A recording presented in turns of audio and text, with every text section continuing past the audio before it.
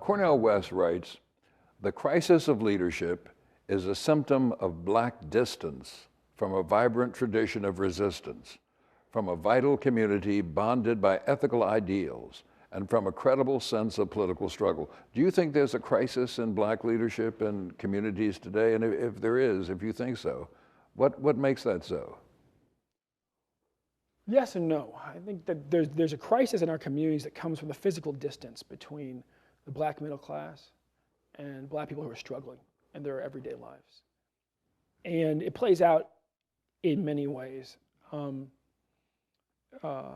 in some ways quite personal. There was a study done in the 90s on the spike in black teen suicide, and what it came down to, that wasn't the black kids in the inner city who had access to guns who were killing themselves more frequently. It was the privileged black kids in the suburbs who were lonely, who were more socially isolated than any group of black children had ever been, because they were so far away from the sort of agrarian norm that either we experienced in the rural South or we replicated in the inner city, that they were just simply the most profoundly isolated, socially isolated group of black children ever born in this country.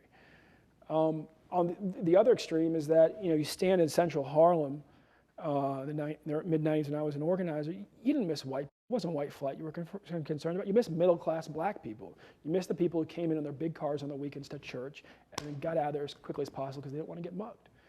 And in that phenomenon is a certain disconnectedness. And the danger at this point in our history is that if we don't recommit, whether it's to the NAACP, whether it's to a black church in the inner city where our family has gone to historically, if we don't recommit to maintaining that sense of connectedness, we're only 2 generations. What the suicide studies showed was that simply what was happening to black children in the 90s had happened to white kids in the 50s.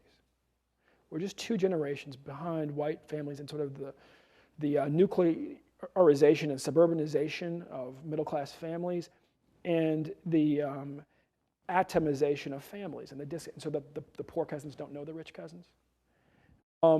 And when that happens, leadership fundamentally changes because the sense of obligation to advocate for people less fortunate diminishes when you no longer see those people as being part of your family and sharing a blood connection with you.